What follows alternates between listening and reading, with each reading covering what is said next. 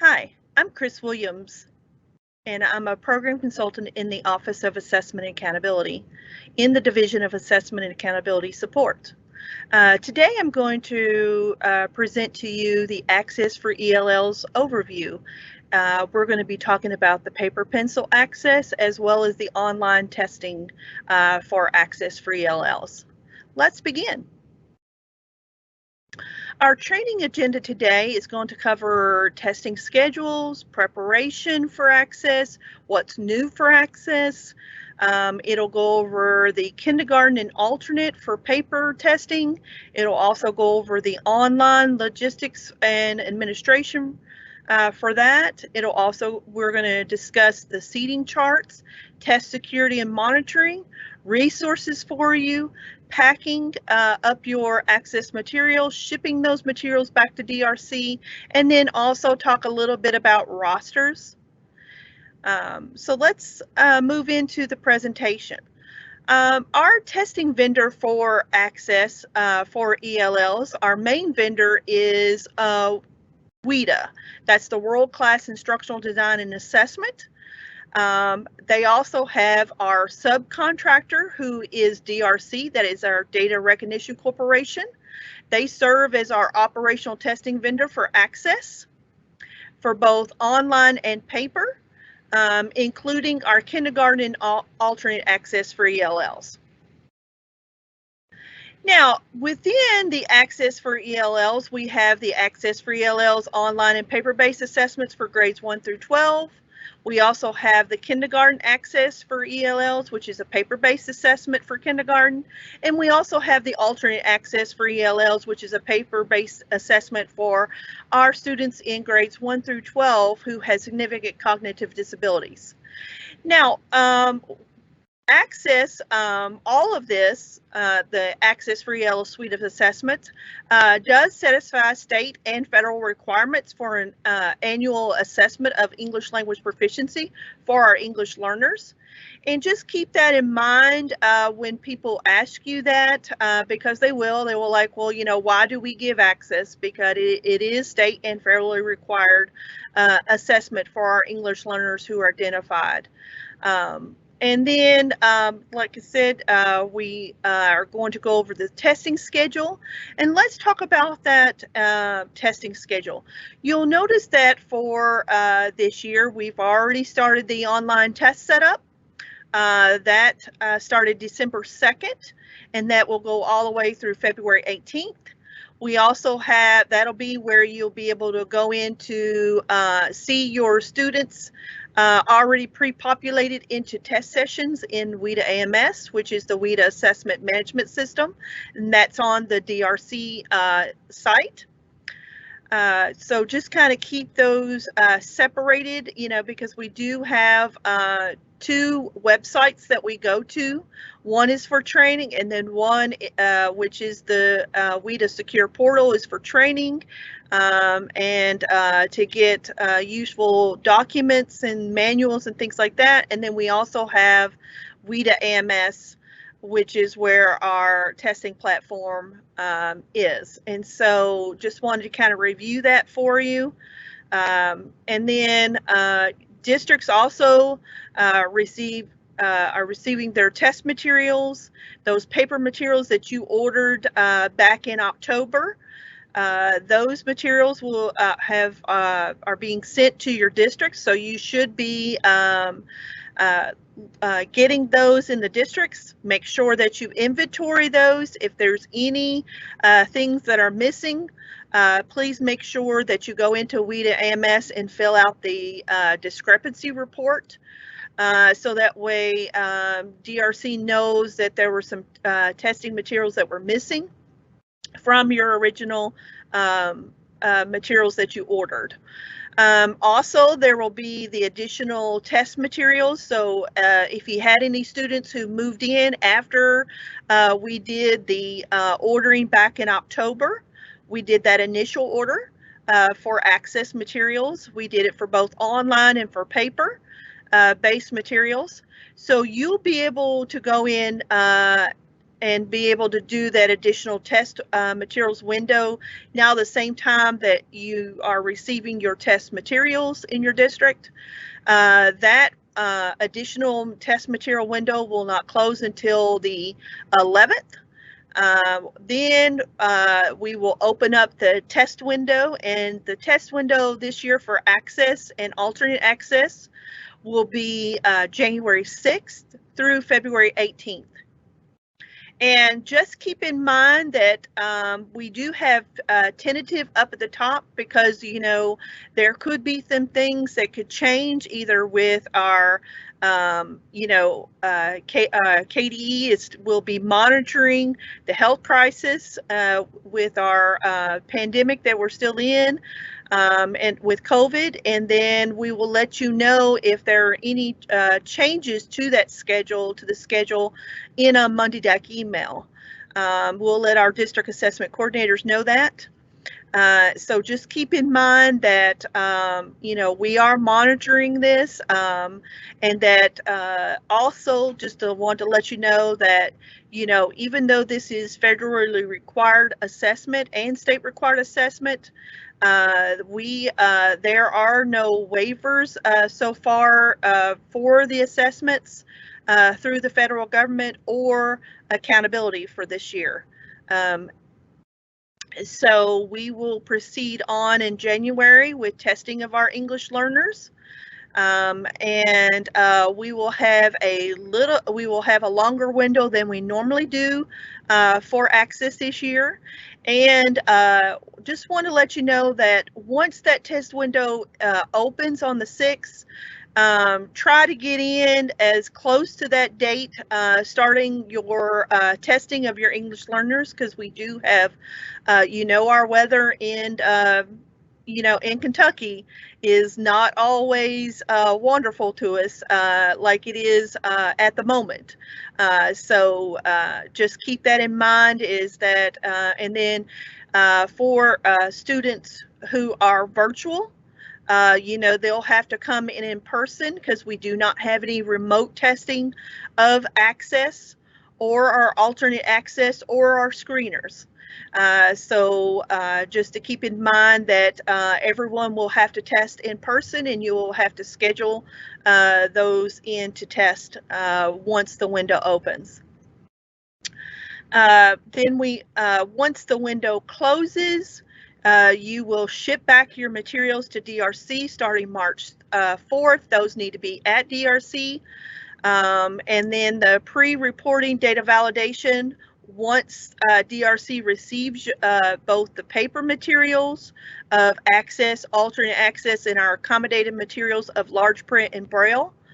Once they receive those materials, they will scan all of that in their warehouse as they come in, and they will load that into WIDA AMS for this for the pre-reporting data validation window. Excuse me. And also, you know, they will take what was online, the students that tested, and move those also into that data validation window as well. And during this time on March 23rd through April the 6th, you will have time, you will have a chance as a DAC and a BAC to go in. Your DACs will be able to see everything across, you know, their districts.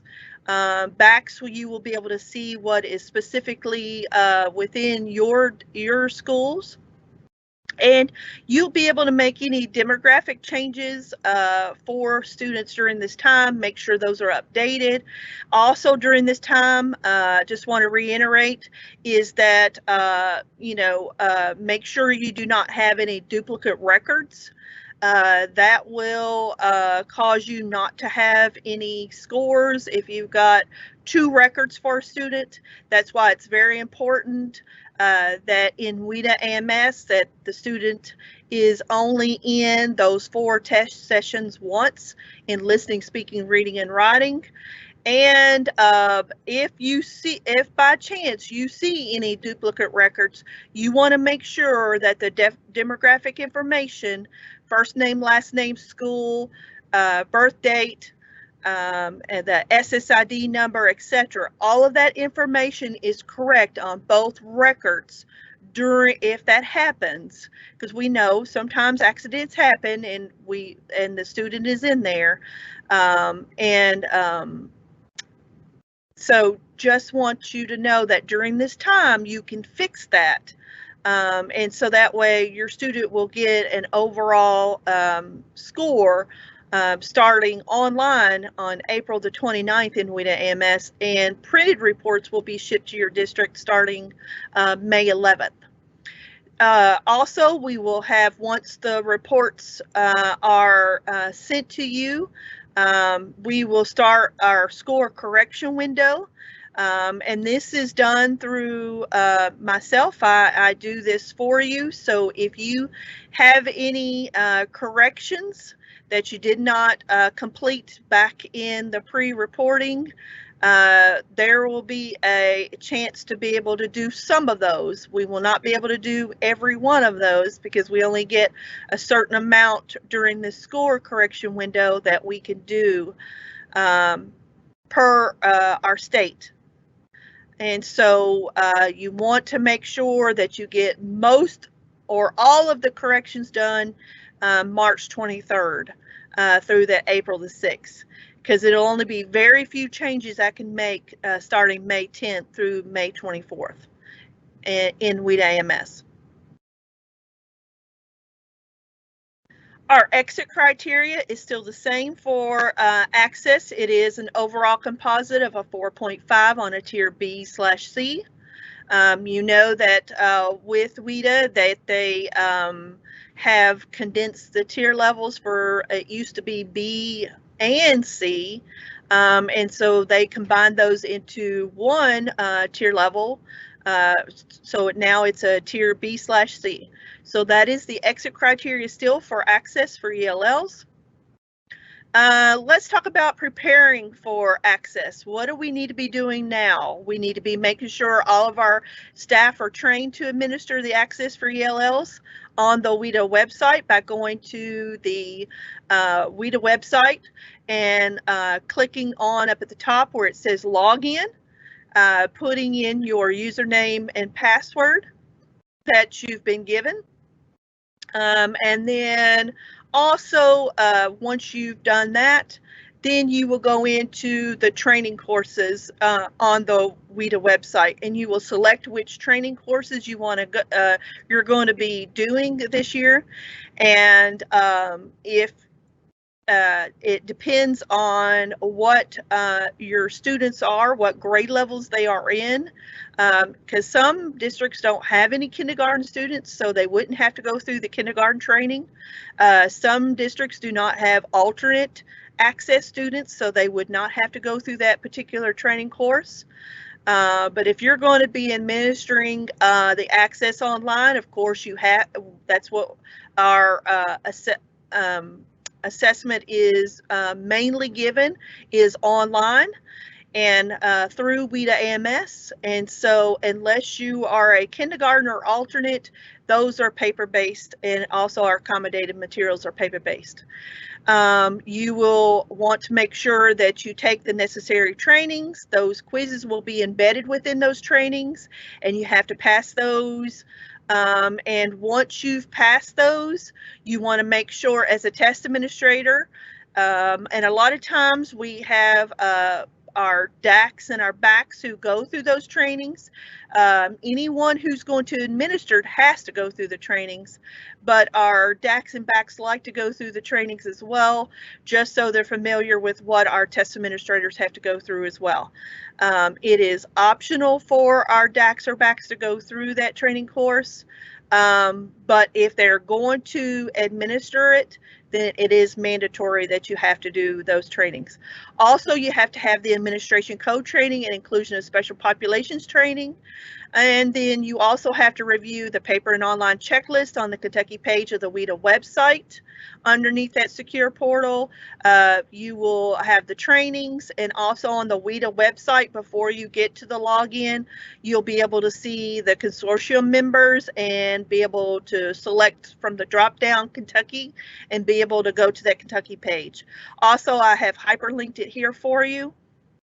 And then also, you always want to review all the Access trainings that are on the KDE Access page, and go over those trainings, and we'll review those before the end of this training, just to make sure that you've gone over those. You have to make sure that you've read all the manuals.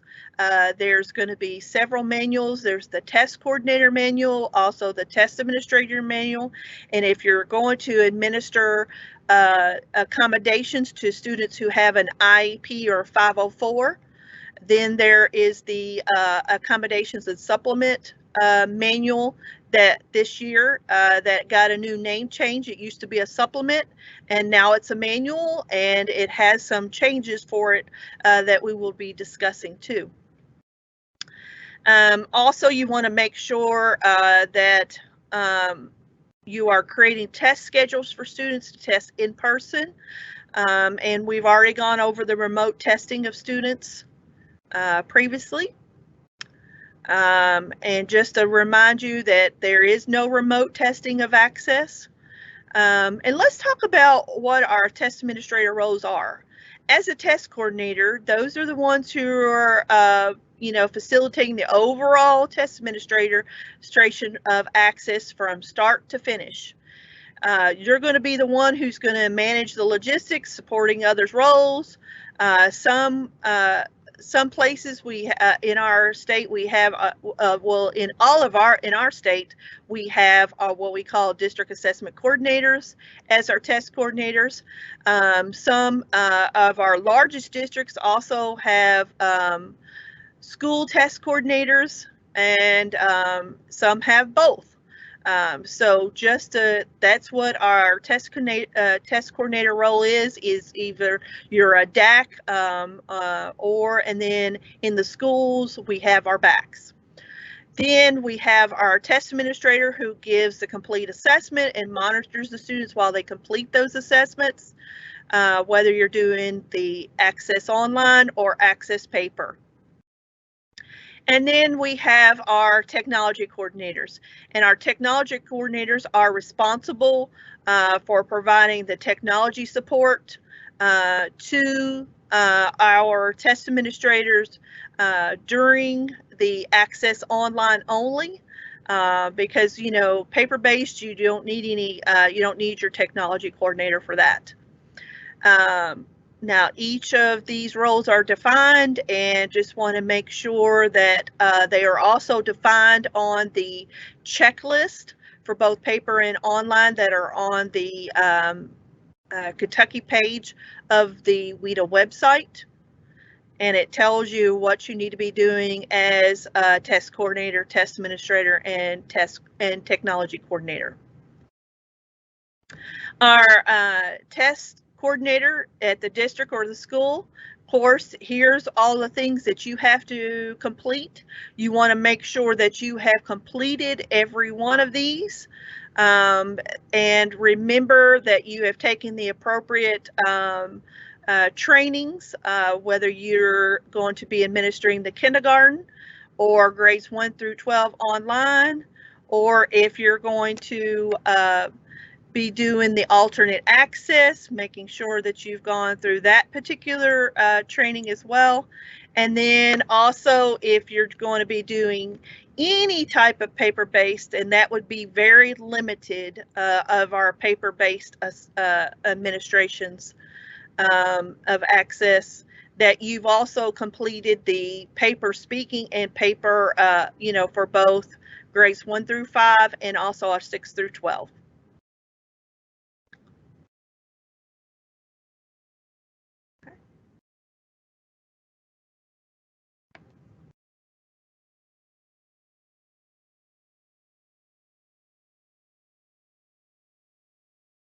So now we're going to move on to our next slide, which is our test administrator training of this. So let's go through that and talk about what our test administrators are supposed to do.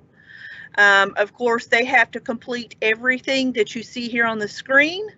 And then make sure that they have definitely reviewed all of the trainings on the Access for ELLs page of the KDE website.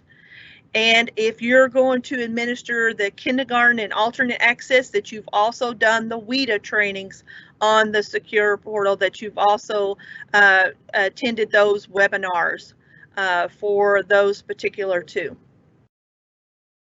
I have hyperlinked the Access for ELLs page for your convenience, and make sure that you have completed all of this prior to administering the access.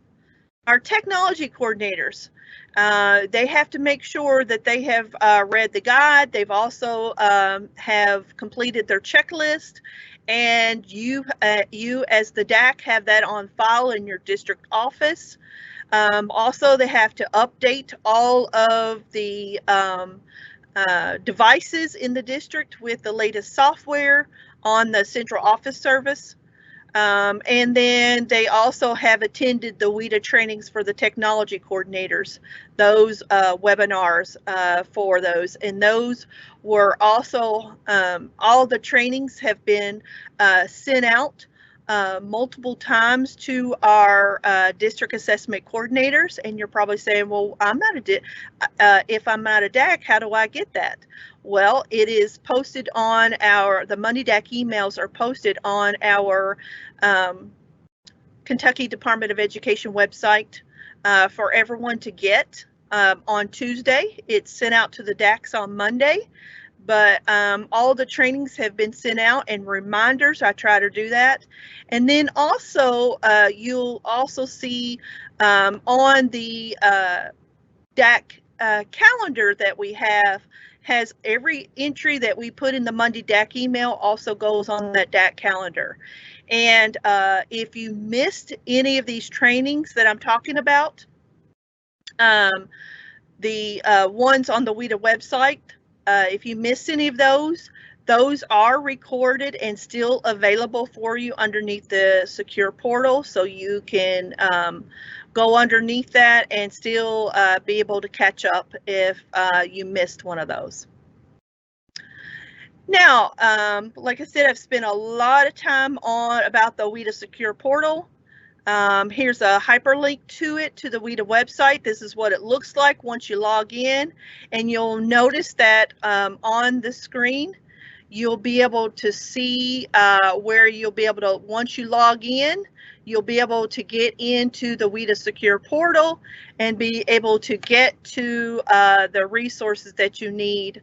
And what you're going to do is you're going to go choose your path. You're going to go into assessment trainings, and that's where you go in to get trained on the screener as well as the access. Also, there is the professional learning that we will talk about later in the presentation. Here's the webinars in case you missed those. Those are located. Also, there's additional resources for you, like if you need extra manuals, things like that, that will be underneath those resources, and you can search for those. Don't forget that on the WIDA website, that as a test administrator, anyone who has a secure portal account, that once you log in, you can also see your profile, and if there is changes that need to be updated, if you move schools or whatever, you can update that yourself by logging in and going to your profile and being able to update your own personal information within this secure portal as well. Remember, if you need accounts, you can still get accounts for access for any of your test administrators who are going to be administering the access for ELLs. What you have to do is first step is you go through the district assessment coordinator. And then once you go through your district assessment coordinator, they will have a Google form that I have sent them. If you can't find it, just email me and I'll be, as a DAC, you can email me and I'll send that to you again. Also, once the DAC has submitted your information on the Google form, then I will start assigning those. But I want you to be patient too when I'm going through those, because the earlier you get them in, the quicker you get them. But remember, I do accounts for our entire state, for every district. So just be patient with me, and I try to get them done as quickly as possible. Just want you to know that as well. Then also, we have our next thing that we're going to talk about is the assessment training itself and what it looks like.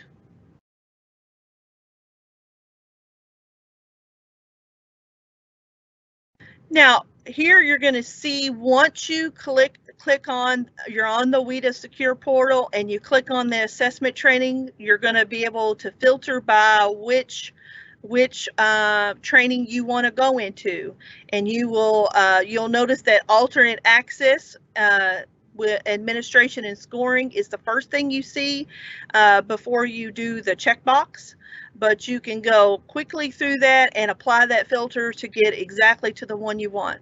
Then next is the kindergarten, and so on. And what you'll do is you'll click on, when you select that particular training, you'll select the course details, then click the button to enroll now, and then you will see a pop-up that says, do you want to be enrolled in this course? And of course you're going to confirm.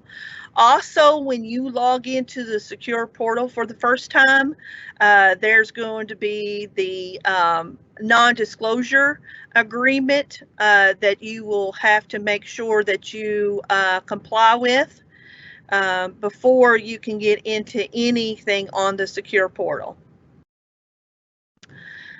This just kind of go over if you're the quizzes, and the courses, if you're going to administer online, for example, then you must take the online access for ELLs administration and so on. This kind of just tells you, just kind of gives you just a heads up of what you have to do for each one of these as you're doing the courses. Now, also, we talked about a lot of things with preparation for access in WIDA AMS. And then just want to reiterate on that third bullet that when you are, inventorying your materials, that you file any discrepancies on that accountability form in WIDA AMS. And then make sure that you are looking at your pre-populated students in WIDA AMS, and those students will already be pre-populated into generic test sessions, so there's no need for you to change anything unless you really want to. Then it's already ready.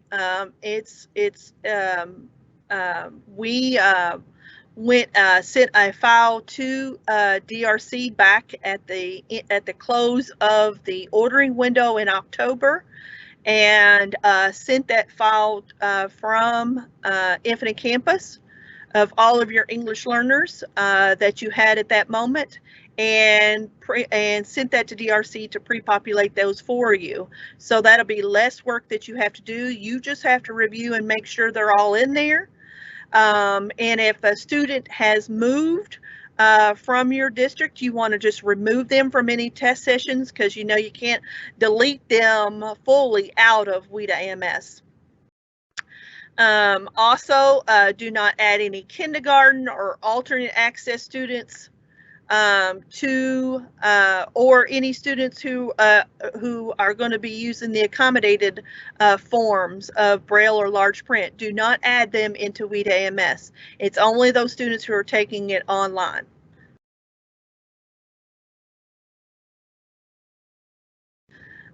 This just kind of goes over how DRC calculates your initial materials that you ordered back in October.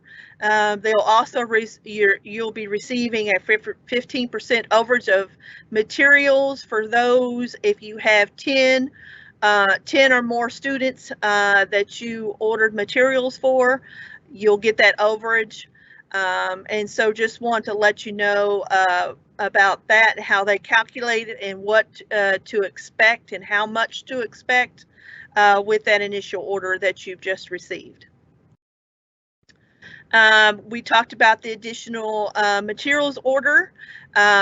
We talked about that window, but just want to kind of go over a few things with you, that it is the DAC who is responsible for placing an additional order. The DAC has to get permission first. If you need to put in an additional order, you just send me the DAC would send me an email saying I need to put in an additional order into WIDA AMS. But before you do that, you want to make sure that you checked all of your inventory, all of your overage of materials in both your district level overage as well as the school level overage for your schools, and before you place an order in WIDA AMS. And remember, you're not going to go to the materials ordering tab.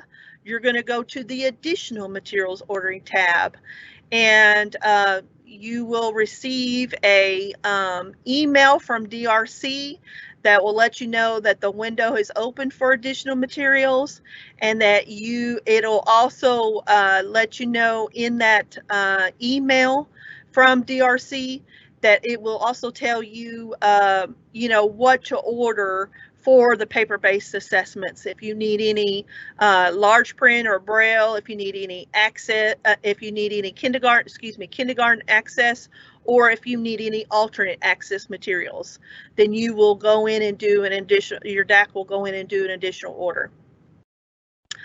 Also, orders containing only DRC return labels or UPS return shipping labels are sent electronically to the district. Those aren't shipped. If you need additional of those materials besides what you've already received, remember you get those labels. You'll get the pre-ID labels that will come with your materials. You will also get those district and school labels for those students who do not have a label, a pre-ID label. And then you'll have those do not score labels. And we'll talk about those and show you those during this presentation. We've gone over also here are some things that you can download off of the secure portal, and you do not have to order additional materials of these things. So of your manuals, of some if you need a 4 through 12 online test administrator script, or of course I've talked about the non-disclosure and user agreement. Also, we want to make sure that we do go over this with you. It's just making sure that you do adhere to the most up-to-date COVID-19 district guidance and resources on Katie's website, and it's hyperlinked here for you. And of course, we will make adjustments as needed throughout the window if needed. If COVID-19 gets worse through the entire state. You want to make sure that you do adhere to all local health department and state government safety guidelines when administering the access in person to our students this year. New for access, of course, I've kind of hit on this. I've told you, kind of give you a heads up about that new name for the Accessibility and Accommodation Supplement. It is now a manual. has a new look. It also has some changes in that. It has some changes to the extended time. It is not an accommodation anymore. For that, it is an administrative consideration, and it has to be done. Extended testing time has to be done within the school day. And of course, you can't do any type of our testing, after, your regular school day, unless you have special permissions from our office to be able to do that. Also, I am so glad to announce this, that they have combined some of the things for human reader for the items and also the repeat of items. So be looking for those. Those are now consolidated as a new repeat for in-person, and then also a new in-person human reader accommodation. So now there should not be very many questions about those particular ones in that manual as well. And if you are providing any accommodations for students who have an IEP or 504, you want to make sure that you have read that accessibility and accommodations manual. And in the back of that are some charts you want to print out. And those will have what accommodations can be given and in what domains. It's a form already done for you for alternate, also for access, and for our kindergarten. So make sure you print those off, and you can even print that off, check the ones that, that are going to be given for that particular student, who's going to be testing with accommodations, and that proctor will love you for that, to be able to have that for them ready to go. You always want to make sure that you follow the accommodations that are in that manual. And like I said, it's only for students who have an IEP or a 504. Also new is some of the test materials for our Braille students. So excited to be able to release that for you, for those students. You already know one of the new changes. We also had the WIDA redesign of the secure portal for our trainings and webinars and resources and etc. And it's all in one location for you. Also, the assessment training courses for both WIDA Screener and Access for ELLs has been moved to Canvas, just like our professional development has been in the past. And then another change is the layouts of multiple student upload for the pre-ID label, and then also for the district student response files.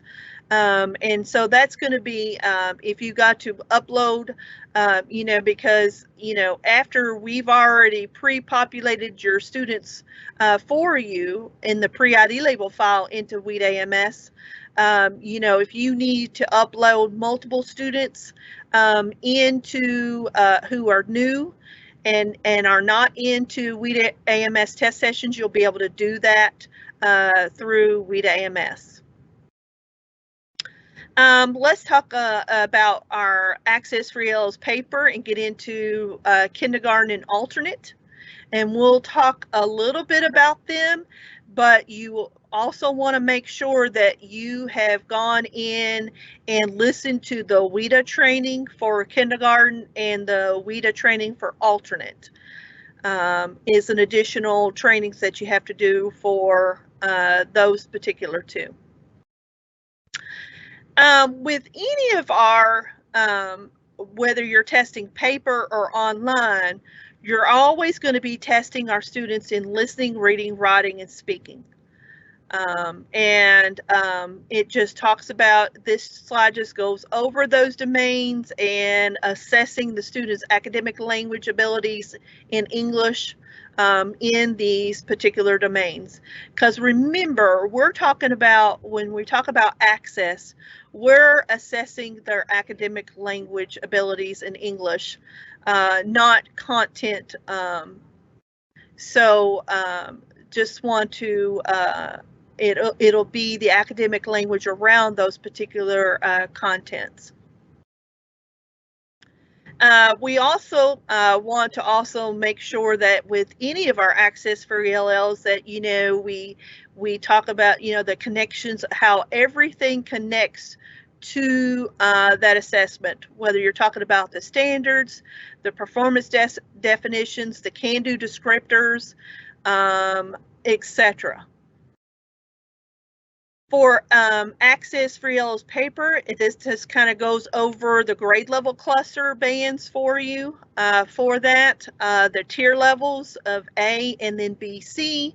Also, it goes over the proficiency levels for all of our assessments of entering to reaching, from entering at level 1 to reaching at level 6.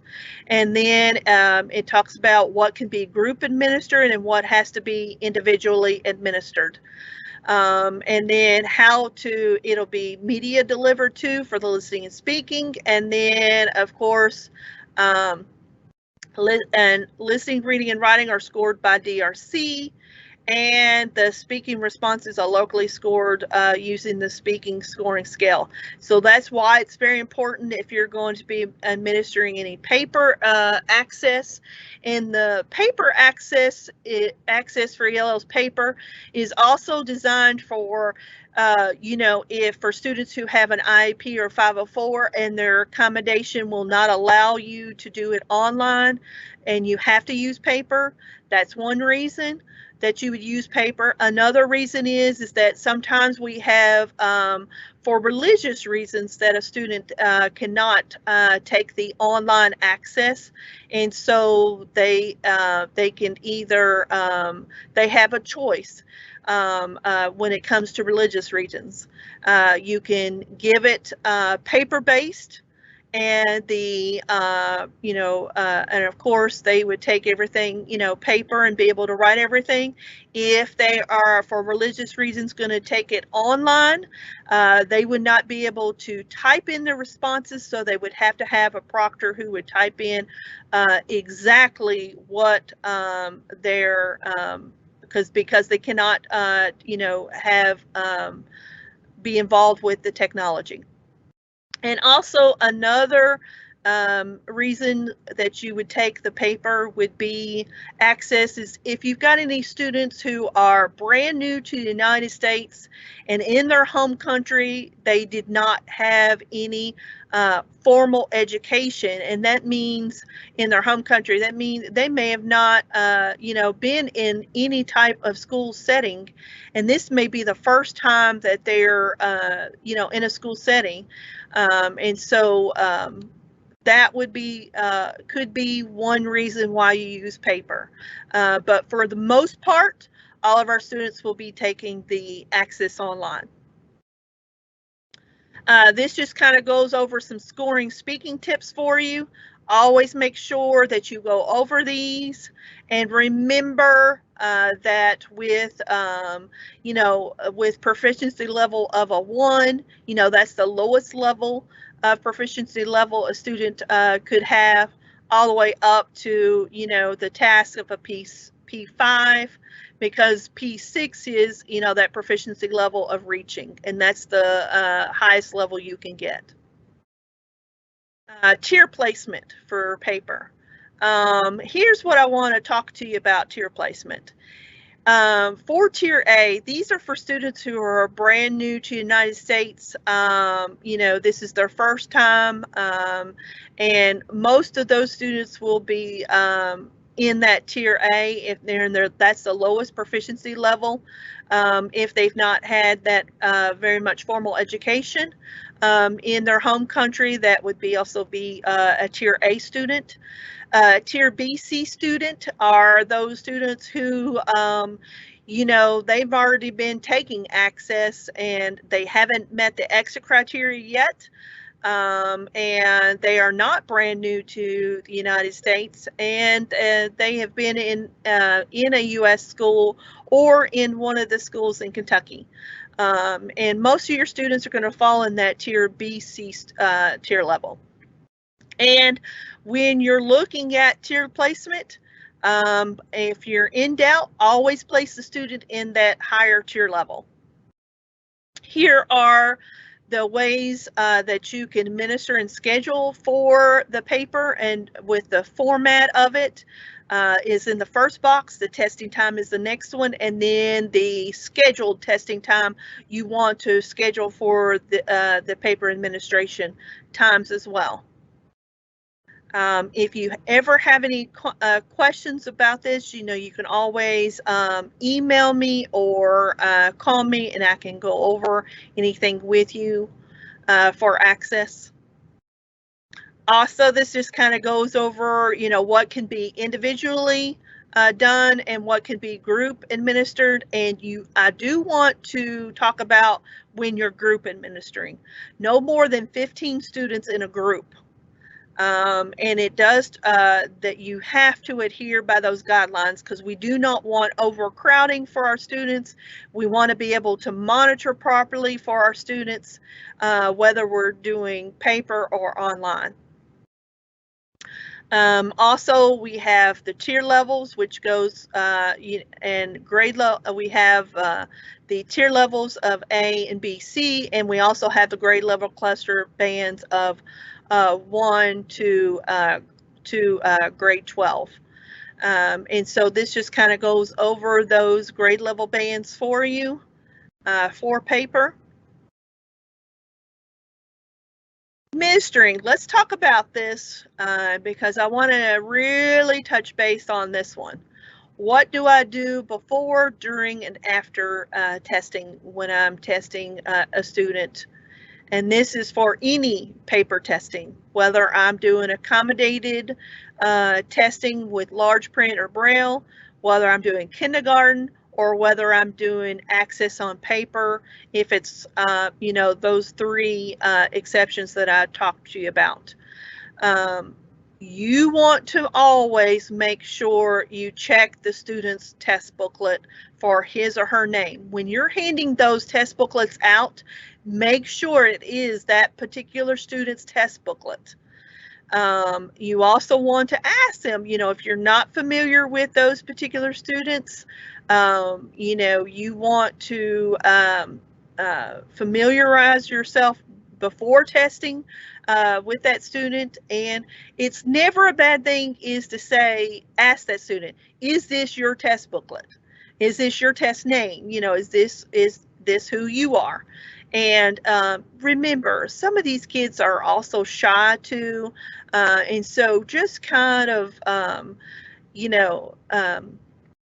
get to know the students before you start assessing them, so that way as a proctor you're familiar with them. And for those who don't have them on a daily basis, that you at least know who that you do confirm that is that student's test booklet. You always want to, during testing, is follow that test administrator's script exactly. Always circulate and monitor. And I will not reiterate this again. I will probably do it multiple times throughout the presentation, is that monitoring piece and maintaining test security. Because those test booklets are secure materials. You want to make sure those are collected and stored securely, prior to the testing window, during the testing window, and when you're shipping those materials back. And another thing is we'll talk about bubbling in the information on the test booklet too. is very important for our students. And I do want to let you know that for whether you're testing paper or online, that if you give out the wrong test booklet for a student and they complete a domain, any domain of testing, of a student, and it is not their particular test booklet, that is to be filed as an allegation.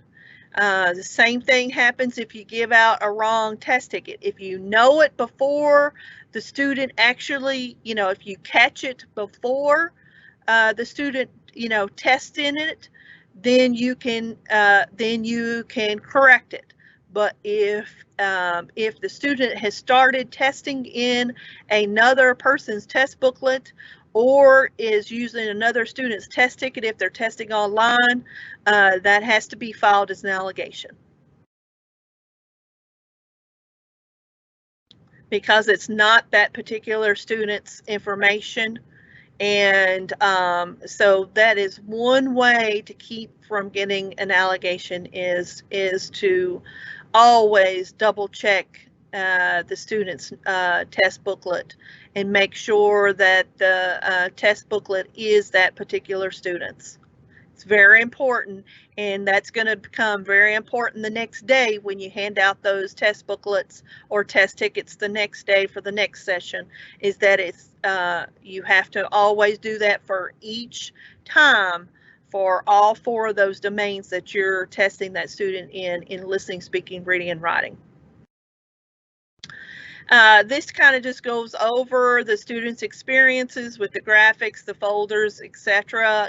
How it's also, you want to make sure that you have given the student time to be able, before administering the assessment, to do the practice test. And then also for students who are testing online, that you have given that prior to let the student have access to those practice tests to get them familiar with the format of the assessment, so that way they're comfortable when it comes to access testing. Also, with the paper materials, here are all the materials that you're going to get. You're going to get the script, the test booklet, and the answer document, and you want to make sure, and also the CD, audio CD that will come with the materials. And when you're ordering, this will be helpful to know what else you will need. Now, another important thing I want to talk about is the labeling of the test booklets. Every year, we have some issues with the test booklets, and let's go over these, and I've kind of given you what they're going to look like as well. You've got the pre-ID label. That's the one that you're going to apply, and you'll be able to see that particular one. That's what it's going to look like. You'll notice that it's up here for you to be able to see it, and and apply it to the test booklet. For those for all of your students you received a pre-ID label for, and those were those students who are going to be testing during the window. And be careful and make sure that the student is still enrolled with you before you apply that pre-ID label. Because and another thing is that what if I didn't get a pre-ID label? Well, you're going to see this one. It's that yellow label. You will apply that yellow label, which is a district and school label, that you will apply to the test booklet for the student who does not have a pre-ID label that came with your materials in December. And that's, you want to make sure that you do apply that label to that particular test booklet. And another one, the last one, if you do not want a booklet to be scored, if the student, for example, has moved out of state or moved out of country and has not did not complete any of your access testing, you know, and well, excuse me, you know, started but did not complete all of the access testing, then you'd want to put a do not process label on that test booklet for anything that you do not want to be scored. For example, you know, if you've had to transcribe a, you know, you put the wrong label on a test booklet and you have to transcribe everything into a new test booklet, then you would put a do not process label on that original booklet that you do not want scored. You always want to make sure that you have a label, one of these labels on a test booklet that's going back to be scored. If it's not going to be scored, you put the do not process label. If it's going to be scored, it would have the pre-ID label or the district of school label on it. Also, let's talk about bubbling in. People forget how to bubble in the student information. And I'm going to tell you something too. If I have a pre-ID label, the only thing that I have to bubble in on the front of the test booklet is the date that you are giving the assessment. And if I have any students who have an IEP or a 504, that I have marked those accommodations. Now, if I do not have a pre-ID label, then I will have to put that district yellow school label on it, and I will have to bubble everything in on the test booklet. But if I have a label, I'm going to say it one more time. If I have a pre-ID label, I'll just apply it and put the date that, you know, you're administering the access. And also, if you have any students who have an IEP or 504 and are going to receive accommodations on access, to bubble in those on the front and back covers of the test booklet. And now, I'm going to say it one more time. If I do not have a pre-ID label, I have to apply the yellow school and district label, and I have to bubble everything in on the test booklet using a number 2 pencil. You always want to make sure you're using a number 2 pencil. Now let's move into kindergarten. Kindergarten, you know, it is completely you're going to it's going to be different than the screener when you get, you know, because with the screener, if I was a first semester kindergarten student with the screener for our kindergarten students, you know, if I was in first semester, I only had to do the oral part, which was the listening and speaking part of the screener. And then if I'm second semester of kindergarten, of course, I had to take all 4 domains of the screener. But when we get to access, all 4 domains have to be done, and it is individually administered to our students. And you'll notice that it comes with a kit, and with your kindergarten kit, when you order for kindergarten, that it comes with the cards, it comes with the pouch, it comes with the TA script, it comes with the student response booklet, etc.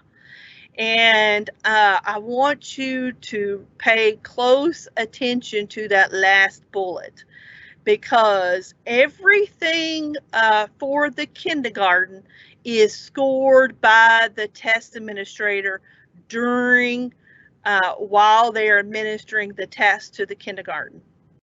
All 4 domains: listening, speaking, reading, and writing. And I do, you know, do get this. sometimes, and people will get their scores back for kindergarten. They'll be like, Chris, why do I not have an access score for my kindergarten students? And one of the reasons why is that the test administrator did not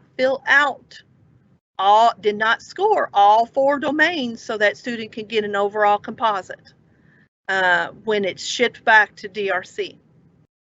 So don't forget about that. As a test administrator for kindergarten, record those answers as you're going through for that student and put it in that test booklet. I mean, excuse me, in that test booklet for that student. Don't forget that, for that answer document, that student response booklet, that it has that student scores on it, because that's what's going to be scored, is that student response booklet. And, I have pulled booklets in the past from DRC, and I said, go into the warehouse, pull this particular one, and I check out each one of those every time that you ask me. And I'm going to tell you, one of the reasons why that the student did not receive a score is because the test administrator forgot to fill it out in the student's response booklet.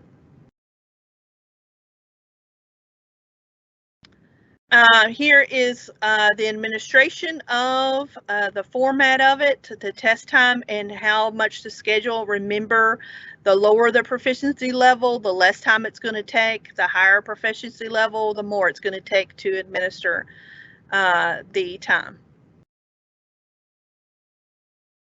And it will tell you this is the amount of time it takes to take it. They've already field tested all of these assessments prior to these becoming operational, and so these are the test times that we must adhere to for each one of the assessments. The exit criteria has not changed for kindergarten. It is still an overall composite of a 4.5 is the exit criteria for kindergarten. And don't forget that you have to administer all 4 domains, listening, speaking, reading, and writing, for access. Here's a list of the accommodations. We spent a lot of time on the accommodations, and also I have links to the manuals for you and where it is located on the WIDA website for you to be able to get that. Also, with the testing accommodations, let's talk about if I have an EL student who cannot take, like, the speaking, because we have deaf and hard of hearing students and they cannot take the, most time those students can take the online version of this. If you've got some who cannot take the their more severe case, for our deaf and hard of hearing students, that they would require paper, make sure that you do all domains either on paper, that the student can take, or that you do all the domains online for that student. Don't do a combination of paper and pencil and online. Another thing is that if you're testing online with the students, that they can take the reading and writing domains online, but now they will not be able to do the listening and speaking. And what you want to do is you want to have the student log in with their test ticket to those domains they can't take, and then take it for, they have to, log in and, click on the keyboard, and also make a sound if they're doing the speaking, try to attempt the test, and then end it, and then you will call me and I will make sure that I will take care of the listening and speaking once the student has attempted those particular domains that you just email me their SSID number and I'll go in and take care of their online and move them on. So that way to the next domain so that way they can do the ones that they can of reading and writing. If you're administering paper, what you want to do is you want to mark, you want to mark the domains the student could not take on the back of the test form, so that that way we can take care of that on our end when the scores come in. Okay, transcribing, you always want to make sure that if you've got to transcribe student responses that you adhere to the transcribing, and you always have 2 people present during this process when you're transcribing for students, their responses. Let's talk about this, because here are some things that will invalidate the test when you're providing accommodations for students who are and remember, for students for access, it's only IEP and 504 students who get accommodations. Now, we know there are accommodations that are useful for instruction, but these accommodations are never allowed on any of our access assessments. And that is reading aloud items on the reading domain test. You can never do that, and that's also specified in that accommodations and supplement manual. It'll also, you cannot provide oral written translations of items into a language other than English. And you cannot sign items, passages, or response options for students. And you cannot allow them the use of a bilingual word-to-word dictionary on any of the access or screener assessments. So, you want to make sure you adhere to these guidelines, so that way it doesn't invalidate the student's test, and also it doesn't lead you as a test administrator to an allegation. This just goes over the WIDA Accessibility and Accommodations Framework, talks about what accommodations and supports for students with disabilities, what our accommodations are. It also goes into the universal tools that can be used for all students. And then it goes into the administrative considerations, which is the specific test procedures available to all students. And then it goes into the universal design, which is the principles applied in all of our test development for access for ELLs. The accommodated form, you'll be able to see the large print and braille and be able to see what those look like for our students. Alternate access, let's go into that and let's talk about some of the things, because there's some unique things about alternate access. First thing is to know about alternate access for ELLs is they have to be identified as an alternate access. And the way they're identified as an alternate access is as they first have to be, an English learner. They also have to have a significant cognitive disability. Third bullet is they have to participate or is expected to participate in our alternate Kentucky summative assessment, which is AKSA, which used to be called alternate KPREP. And when I say expected, that because for alternate access, it is tested in grades 1 through 12. And our alternate, our content assessment does not start till grade 3. So the IEP team, and I want you to focus on that particular thing. The IEP team, along with the EL specialist, everyone on that team determines whether that student is going to take the alternate access in grades 1 through 12 or the access, the regular access with accommodations in grades 1 through 12. And you'll notice I do have the grade level clusters there for alternate access. And now you'll notice that kindergarten, if I have any students who are on that alternate assessment track, because you know that IEP team has to determine whether that kindergarten, that first grade, or that second grader is going to be on that track, and whether they're going to take, you know, the alternate access or the regular access with accommodations. Now, for our kindergarten students, the only thing they can do, because there is not an alternate access for ELLs for those students, so they would have, if you have a kindergarten student who has significant cognitive disabilities, they will take the regular access with accommodations. And you know, we used to have in the past where we would be able to exempt them because there wasn't an alternate access in place for them. Well, this is what we have to work with. The federal government will not allow us to exempt them. And so we have to, if you've got a kindergarten student, they would have to take the regular access with accommodations for IEP or 504 students. And just want to remind you of that particular piece of it, because sometimes I get questions on that each year.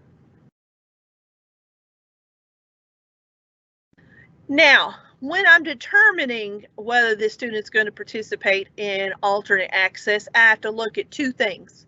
I have to look at the participation decision tree that's on the WIDA website.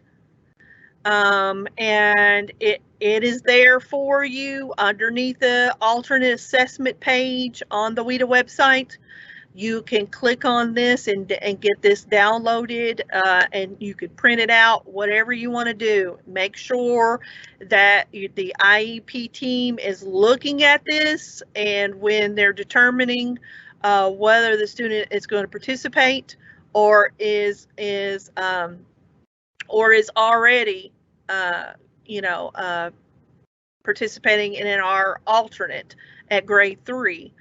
You also have to follow the guidelines for that as well. So there's two things you got to look at. You got to look at this participation decision tree, and you also have to look at the alternate, our alternate summative assessment for our content assessment. You have to look at the criteria for that to see if these students will participate or on the track to participate. Here are the proficiency levels for our alternate access. You'll notice that before you get to that proficiency level 1 of entering on alternate, there are 3 additional levels before that. Initiating, exploring, and engaging. That is unique just to our alternate assessment students. And then it goes up to P1, P2, and P3. But the only way you can get to a P3 is just in the writing domain only. So that's why we set our exit criteria of P2. And this, what it shows on our exit criteria for alternate access is at P2. That has not changed from last year, but if you're new, you may not have known that. So I always want to go over those criteria. Here's what the alternate access materials are going to look like. It is a paper pencil assessment. It is individually administered.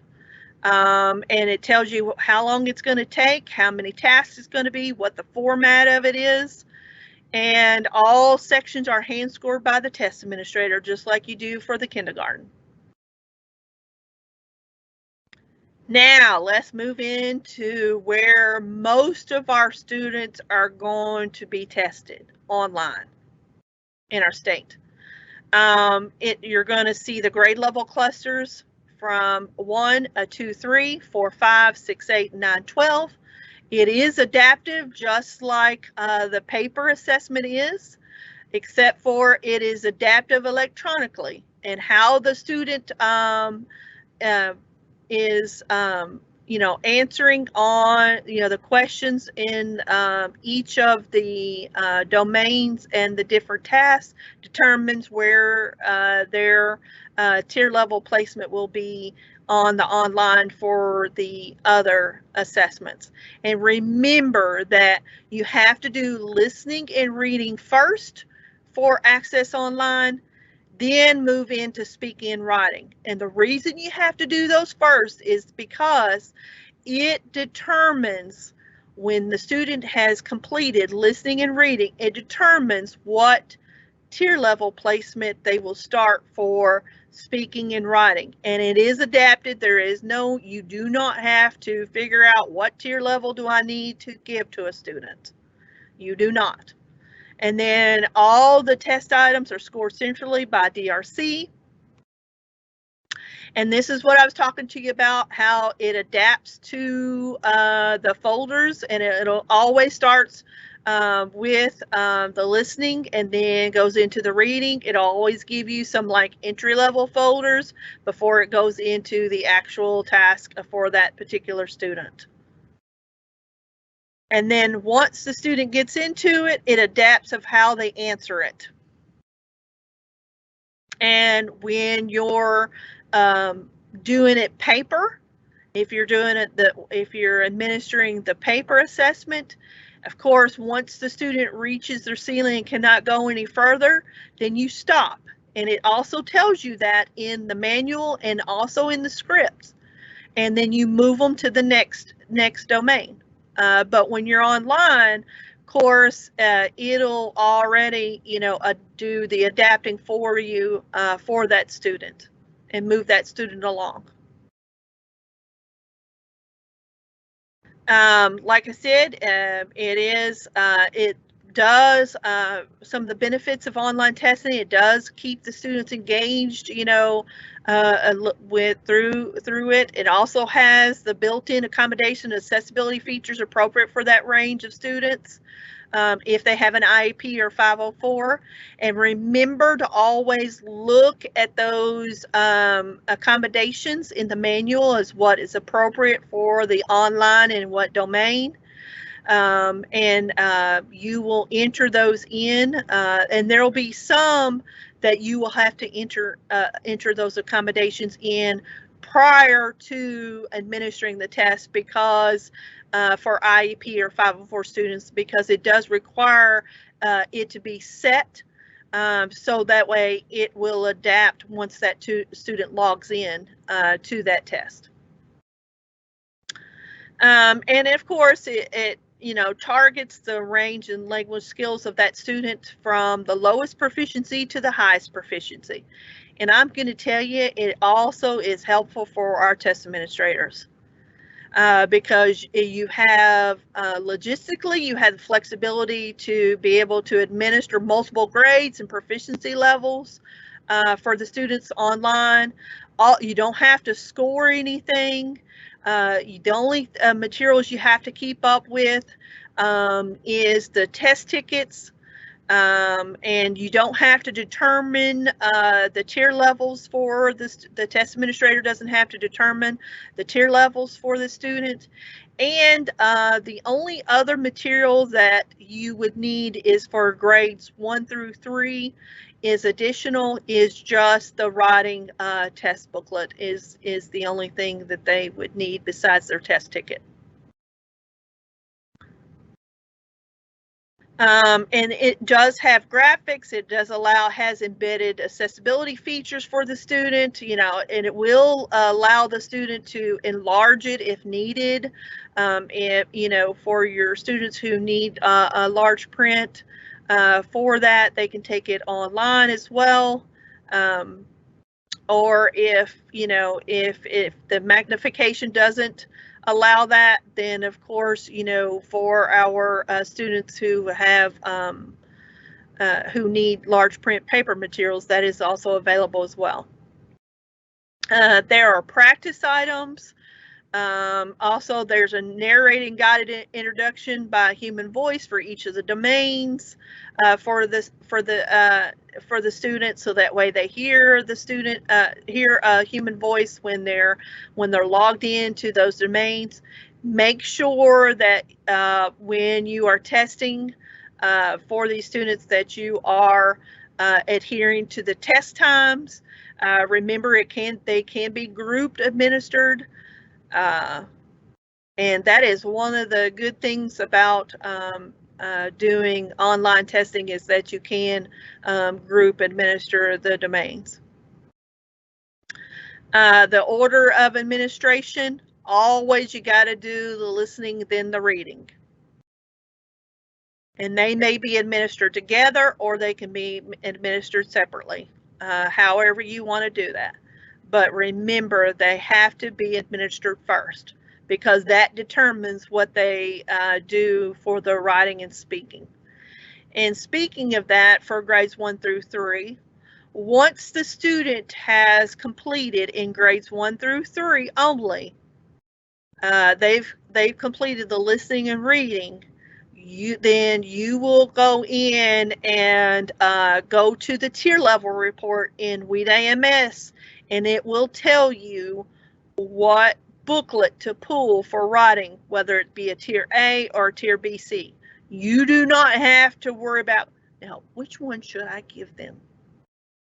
You don't have to do that.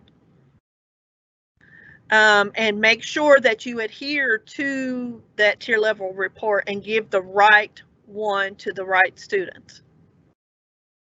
And then that student can take the writing on paper, but the other domains they will take online. And the listening, reading, and speaking will be done online. Those test sessions, if you will be pre-populated for you already in there. You'll notice there is no writing domain for those students in grades 1 through 3.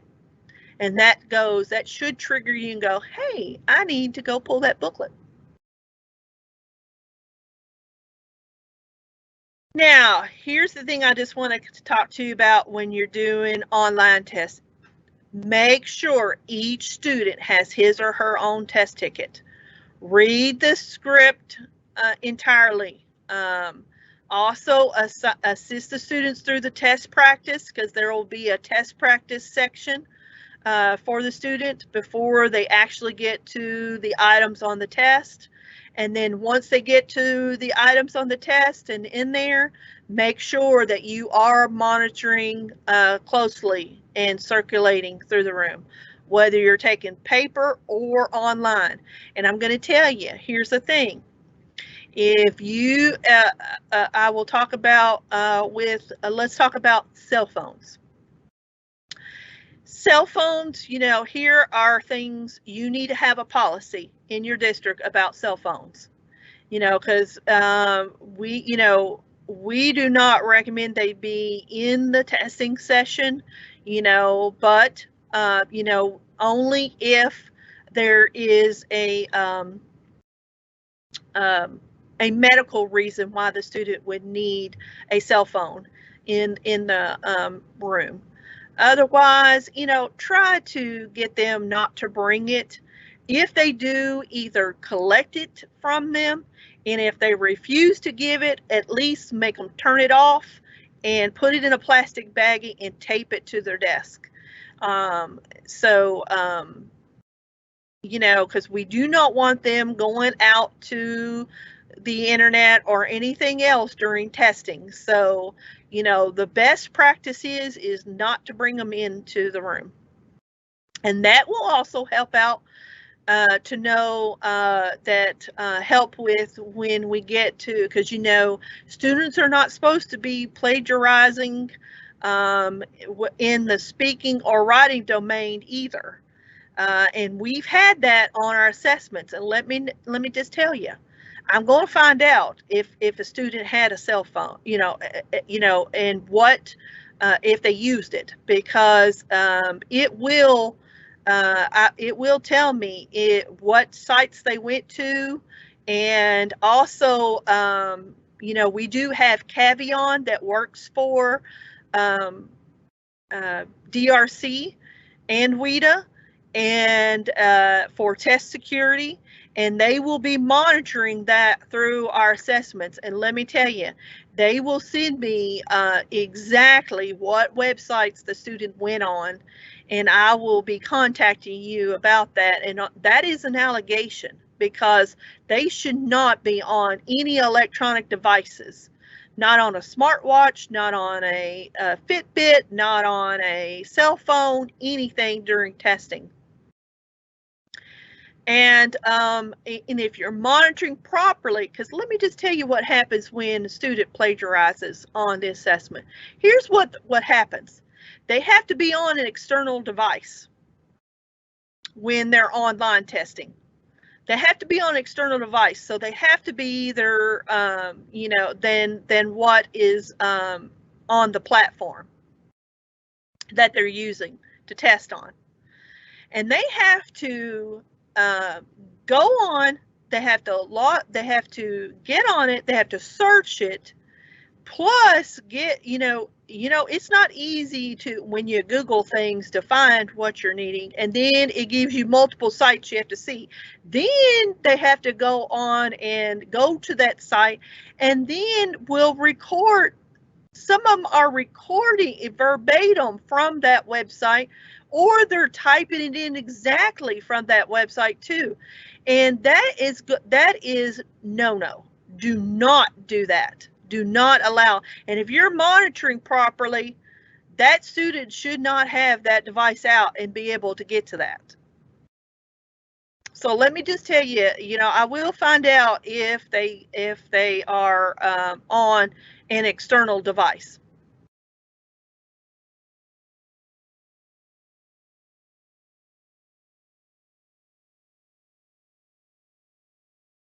Now, test tickets. We talked about a lot about test tickets. This just kind of shows you what a test ticket looks like for online. It also tells you about rosters for online as well. Remember to give out the right test ticket to the right student. Also, another thing that will happen that a student may not get scored for speaking is one of the domains is that either their microphone was not plugged in, or it wasn't plugged into the right place. And I'm going to tell you, you got to be careful with students, because they kind of get sometimes they can be mischievous, and they could plug it into another computer. Make sure, I know, but they will. Make sure that the microphones are plugged into the computer that the student's going to be using. Also, do a check on that microphone. Check that out. Make sure it's actually working, because you can test that out.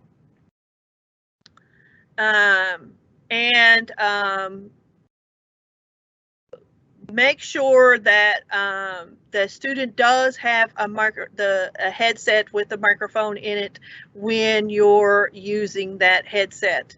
I know it's not the most comfortable thing to use, and probably not the most natural thing when you're administering it, because it sounds like you're probably like taking an order at McDonald's or etc. But get the students familiar with using those headsets, so that way it's not, because they're going to need it when it is necessary for the speaking to record their responses. And make sure that the student is actually speaking into the microphone. We do know that students have soft voices, so make sure that they speak up so that it's actually recording. And and when you're monitoring, don't just stand behind that student, but just kind of, go around, make sure it is, and, do those checks on those microphones prior to that, because that's one reason why that a student may not have an overall composite, is because that you may have thought, they were sitting there just going like, la, la, la, la, la, and talking into that microphone, and you saw their lips a moving, and they had their headset on, but guess what? It either wasn't plugged in to the computer, or it wasn't working and they didn't push record, you know, and it wasn't recording their voices. And this is what I'm talking about, doing a microphone check. Always do that prior to, you know, them recording, and then they will click record to be able to know that they are actually in there and recording their answer, and you'll be able to see that too as you're monitoring around. I've spent a lot of time on the writing about grades 1 through 3. And how it could be group administered, and this is what the writing test booklet will look like for some of the grade level clusters, for that grade level cluster 1 through 3, and for those tier levels of tier A or B/C. This just kind of shows you where to find the tier level report and what it looks like. It looks like that paper pencil icon when you're in the actual test session itself. And you will click on that and it will generate a writing tier level report for you under the test sessions after the listening and reading test have been completed. Do not go and click on this until the students have completed listening and reading parts of the test and they are done with that. Then you go click on this tier level report. It will tell you what test booklet to go pull for that student, whether it be tier A or BC. And remember, they're also by the grades that the student is testing it, that the student is enrolled in Infinite Campus. Grades 4 through 12. Grades 4 through 12 will not complete anything on paper. They do listening, speaking, reading, and writing all online, and they use the keyboard to type in their responses. Here are the Access for ELLs online materials that you're going to need. You're going to need that script, and then for grades 1 through 3, you're going to need that student response booklet for either a tier BC or a tier A for that particular student. Let's talk about passwords. We talked about a lot about what we're going to do, but I do want to share. I want to reiterate this to you because I talked about this during the back to school trainings. If you've got any new personnel, how to get passwords, and I've also talked about this one. Remember, those passwords are individually for that test administrator. You are not to share those Access passwords. Remember, Access is a secure test just like anything else. You always want to maintain test security before, after, and during with any of the materials, whether it be a test ticket or actual test booklets. Also, those test booklets may not be distributed to the teachers or to the administrators prior to the testing dates. Now you want them to be familiar. You can hand out the scripts because they have to be familiar, familiar before they get into the testing session, but not the actual test booklets. Seating charts are required for, and rosters are required for all of our state required assessments, even Access. And those can be done, you can have, those can be individual seating charts, or they can be group seating charts. Make sure that you do have documented all the individuals who are in the room, who will be either proctoring the assessment, or also if you've got additional staff to be monitoring during the, and that's always a good thing. If you've got extra people, it's always nice to be able to put them in there to help the test administrator when they're proctoring the tests. So that way, and also make sure that your technology person is on hand when you're administering the online, so that way they can troubleshoot for you and be available at any time during that. And if you need me to assist with that, if they're not able to fix the issue, you can email me or call me or instant message me, and I'll be more than glad to help you with that.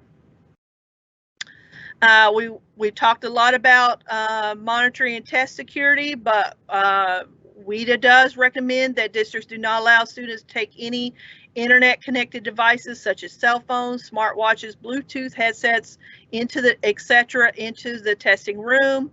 Also, another thing is that watch for students who pause for a long time, because, and encourage them to move on, not just to sit there for a long period of time.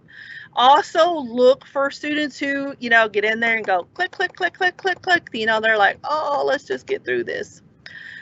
You always want to, want the student to do their best, and so you want to kind of talk over these things prior to testing, is for them to do their best, not to just click through everything, but read everything and do their best. Also, copied or plagiarized responses will result in a student being invalidated, and also that leads to an allegation for the test administrator. Now let's talk about some things about students who transfer out of the state before testing window. What do I do if a student transfers out of our state before testing window begins? Well, I'm going to annotate where the student transferred and the date of withdrawal, and then of course, then I'm going to delete that student from the access roster in the spring. And normally those will be taken care of, because usually if the student, when the roster's open, it will show those students who have transferred out of there. Do not assign those students a test booklet. If a pre-ID label was applied to the test booklet, affix a do not score process label over top of the pre-ID label and send it back with your non-scorable. Also, if and that means if a student was testing online and had a test ticket, then you would destroy that securely, that test ticket for that student. But I would keep those test tickets, because remember, our students are very mobile and they go in and out of our districts a lot. Now, student transfers district during the testing window. What do I do for paper testing? You're going to send the test booklet by certified mail, or you can hand deliver it if you're close to that district. Those test materials maintain test security. Also complete the test booklet would be completed and then sent back. They would be completed in the new district and then sent back to the previous district to send back with their materials. And remember, you have to either, if you're going to send it by mail, you need to send it by certified mail, because these are secure materials and someone has to sign for it. If you cannot hand deliver it. If you're doing online testing and a student transfers during the testing window and they haven't completed everything, if it's from school to school, you as a DAC can go in and do that. And if and do that for the schools. If a student goes from one district to the next, of course, you have to complete, the transfer form in WIDA AMS, and then DRC would have to merge those for the new district.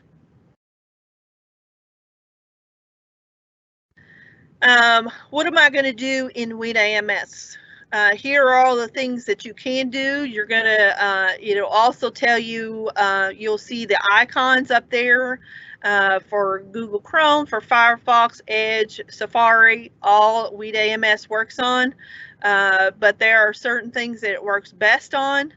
but it will work for these. But make sure that, you know, for the user management, if you've got any new ones who are going to be new test administrators, that they are in, you know, the user management. If you got building assessment coordinators who need to get into test sessions and set those up for new students who are coming in, that they've done that under that. You as a DAC do the WIDA AMS accounts. Also, materials, underneath materials is where you're going to do that additional materials ordering. Student management is where the students will go into test sessions. Test management is where they're moved into a test session.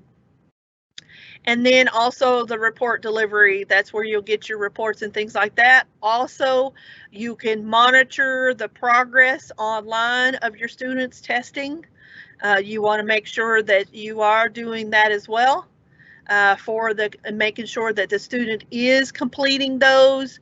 And also, I will say this again, make sure that they are going through the entire test, and at the very end that they, you know, that it is at the end of the test.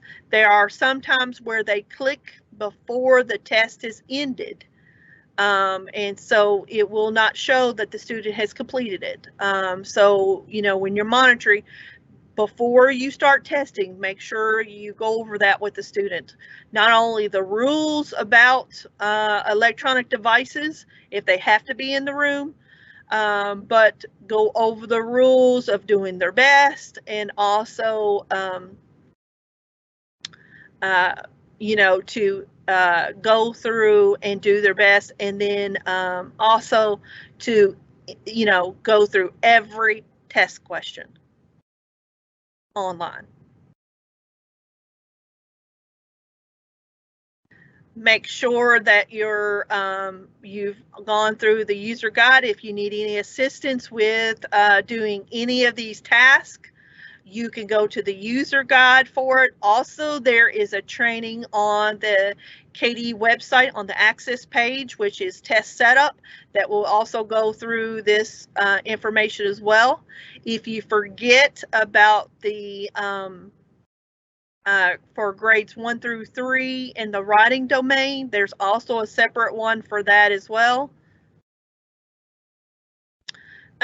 Also, making sure that you've ordered the right test materials for paper, and you'll notice that when you do an additional test, when you do an additional order now, you will not order online materials unless it's for grades 1 through 3 who need that writing test booklet. Otherwise, if they're testing online, you put them in, you know, if they're not in already pre-populated for you in a test session, if they're new, then you add them. Also, another thing is that it'll keep from, you know, getting multiple records for a student too, is two things. Making sure that if a student is, you know, that you did transfer, you know, the student correctly, that the student is transferred, and if the student started testing in one district and moved to another and has not completed testing, that the one that you do that file transfer in WIDA AMS, to have that, the new district will want to do that, to have those previous ones, a test that the student has done already, moved over to their district. But if a student has completed all domains of it before they move, do not assign them test sessions in the new district, because they've already completed testing. And another thing is that for paper materials, you know, and if you're doing it online, you know, the writing for grades 1 through 3, make sure that the demographics in WIDA AMS matches the demographics on the test booklet. Some people forget and put the wrong SSID number, put the wrong spelling of the name, etc. And then, you know, that runs into complications when it comes to data validation. So making sure what is in Infinite Campus, the name that is in Infinite Campus, the SSID number that is in Infinite Campus is what you're using on those test booklets, and then also online as well. This just kind of goes over the technology requirements. People say, well, Chris, where can I find these requirements, you know, for the technology for my technology coordinator? You know, all the specifications for the software, also what, you know, that you can test on PCs, you could test on Chromebooks, you could test on iPads for access. But remember that your test coordinator needs to make sure all of those are up to date and ready to go. And they can find all of that information they need in WIDA AMS on the technology downloads. This kind of just talks about tips for online testing. People ask, well, Chris, you know, what is the earliest that I can print out test tickets prior? You can print those out prior to the test day. But remember, I would recommend, you know, printing them out the day before. If you print them out the week before, you remember those are going to be, you're going to have to keep them secure that long. So, and then, like I said, no electronic devices, maintain test security. And let's just talk about some reminders for access, paper and online. Go into test security a little bit more. Seating charts, we've talked about. Parent refusals, we'll talk about, and screening during testing in this section. Just reminders, always go over the administration code rules for students, especially on the electronic devices. Test security, incidents, this is what's going to cause you to also have an allegation if students are using something more than the platform, which is the DRC Insight, or using the materials that were sent to you. Any electronic materials will lead to an allegation. So, you know, that did not come with the test materials. And those are these particular platforms because it is a secure test content and it is a secure platform, and we do not want students to be using these types of devices. Now, I may not have given you everything that I could think of, but I've tried to give you a lot of things to think about when it comes to test security and the electronic formats for this year. Also, seating charts, we talked about those. Where to find those? I forgot to tell you that. Templates, those templates are on the KDE website, on the forms page, and you can use those. A single chart can be used for multiple sessions. If seating arrangement and room locations do not change, you can just mark the dates for each test session on that and use that one.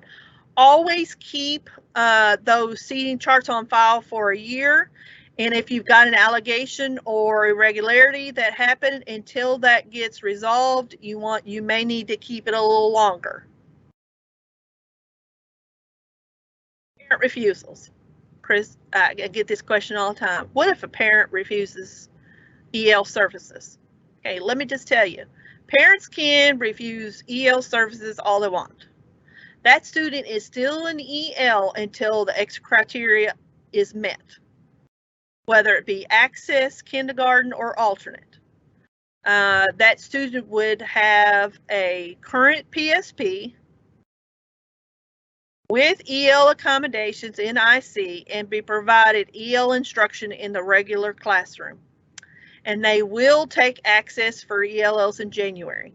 And what I'm saying is that, you know, they cannot be pulled out, or the EL teacher cannot go into the classroom to provide those services if a parent refuses. But parents can refuse services all they want. They cannot refuse testing. Testing is required of every student who is in public education. And we do not have any opt-out of testing for any of our state requirements, and we definitely, you know, for this presentation, there is no opt-out of access. The only way the student would not take access is if there's a medical reason why the student cannot take it. And there are non-participation reasons for that. During testing, get this question, Chris, what if I get a new student in?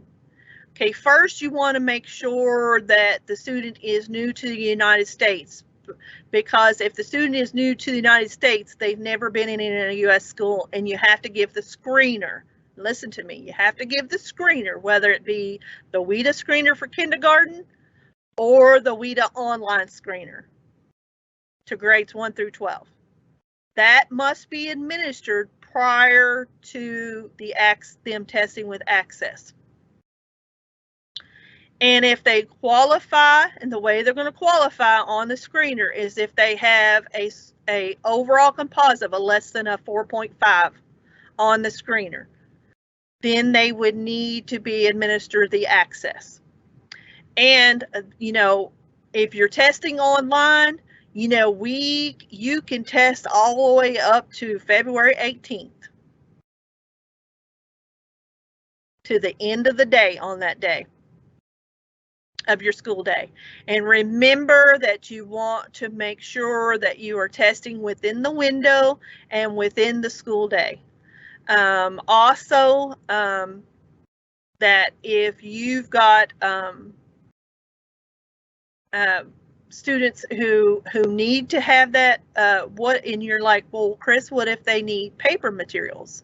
You know, for one of those extraordinary circumstances that they would need paper materials. Well, even that last week of testing, we can still get materials, even though the additional materials may have ordering window is done. What you need to do is that you will email me if you don't have materials, and I will get those shipped to you. But remember, if it's that last week, you have to get in it early, because it takes at least a couple of days or a little bit longer, for the materials to get to you. So just let me know. And, also if we have bad weather in Kentucky, and sometimes our testing window may be extended for those circumstances. And, I will let you know. Chris has your back. I always have a backup to my backup to my backup. So let me just let you know that too as well. I've already tried to think way ahead on several situations before they actually occur. And it's just like you all do a wonderful job of that too, of thinking ahead. And you always want to make sure that all your testing devices are ready to go when the test window goes. And so you're ready to go and you have everything ready. Now, let's talk about some resources for you. Websites, professional development, manuals, and shipping. This is the last section of our training. This is just going to tell you, here are all of the access trainings that, even though I have gone through the training as a test administrator or as a BAC or a DAC, and I'm going to administer the access, I still, even if I'm going to be working, I'm not going to administer I still need to be going over every one of these trainings here, and also completing the trainings on the WIDA website. These trainings are my access trainings that I've broken down for you, and you notice that this is the overview training. It'll also be on the KDE website underneath access trainings for you, and there will be a roster training that for SDRR that will be coming soon.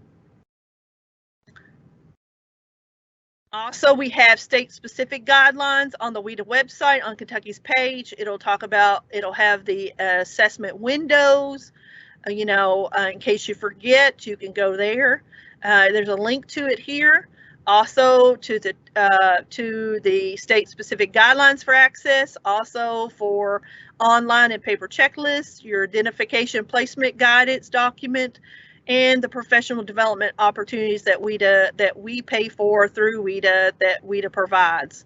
Through the same platform, you go on to get a access account. And when I assign you an access account, you get not only if you're going to be a test administrator, you will get access to both the trainings and to the PD, professional development. And that professional development is open. That is what we pay for. You do not have to pay for those. Those are free, and those are self-paced workshops, so you go at your own pace. You want to make sure you complete those once you start them. And you have from September 1, they started, to August 31st of next year to complete those ones you want to. And when you complete those, give those to your district assessment coordinator, who will give you ELA credit for those hours. And you're probably saying, Chris, if I'm a new person as a DAC, how do I know how much time it does take? Well, on the WIDA website, there's a flyer that's on that Kentucky page at the bottom for professional development that tells what it is designed for, who is it designed for, how long is it going to take to complete that.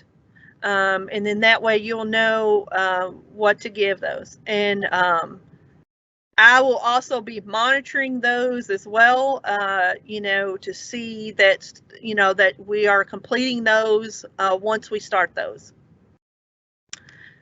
This just kind of gives you the Access for ELL suite on the WIDA website. Anything you want to know about Access, anything you want to know about alternate, the screeners, the benchmark assessment, which is model, the accessibility and accommodations manuals are on that. Also, for your technology coordinator, you can also go to that page, and then like I said, it has lots of useful information. Here is the manuals for both the test coordinator and for the test administrator. Also, test administrator essentials. Kind of go over that. Kind of gives you some more guidance on when you're administering the test.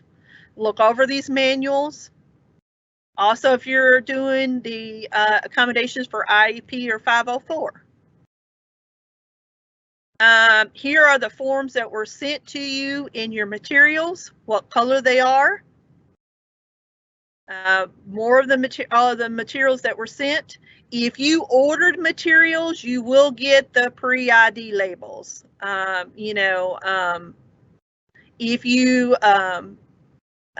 If you did not order materials, you're not going to get materials. You're only going to get the pre-ID labels. So, and remember that there's overage of your materials. Also, let's talk about the test administration conclusion activities, and let's talk about packing, shipping, rosters, and we talked a lot about test security and how to do allegations.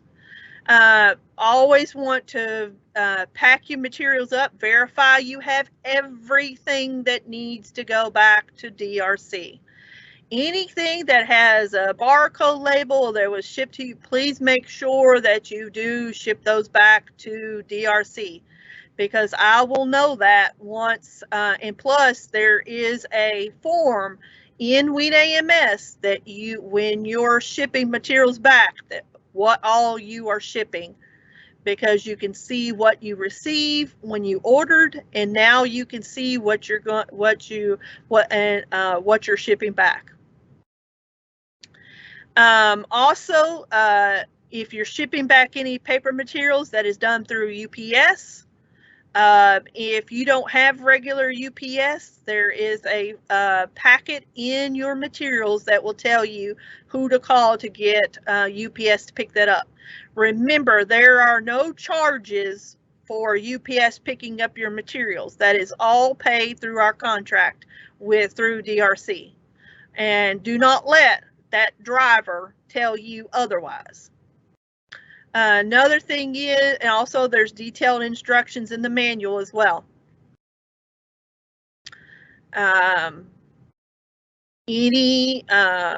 All test materials and secure materials go back to DRC. Then we also have rosters.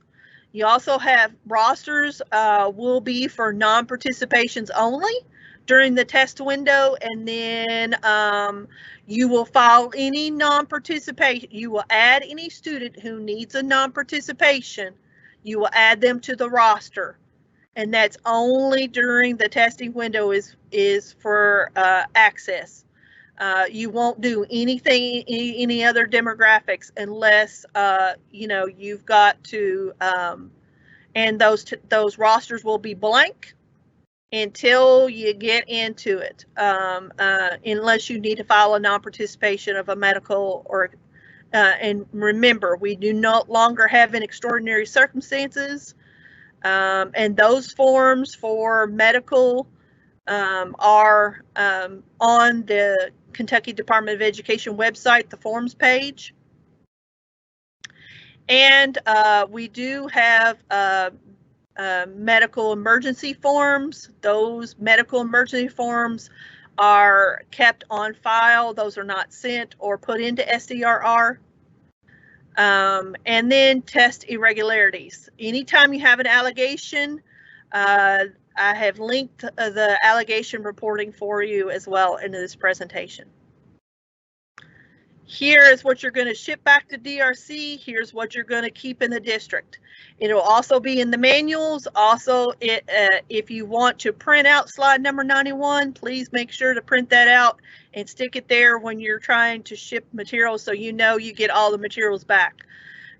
You all do let me just tell you, a fantastic job of sending a lot of districts do of getting these materials back to DRC.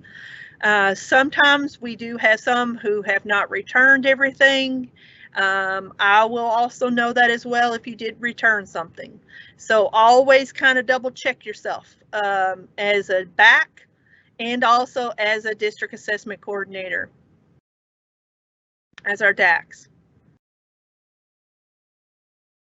And then what to keep in the district. Test tickets for online, you'll destroy those securely. Scratch paper, you'll destroy securely according to your district policy. And there's also the return materials instruction packet that I was talking to you about that you will not send back, but it will have your instructions of how to ship those and pack those back to DRC.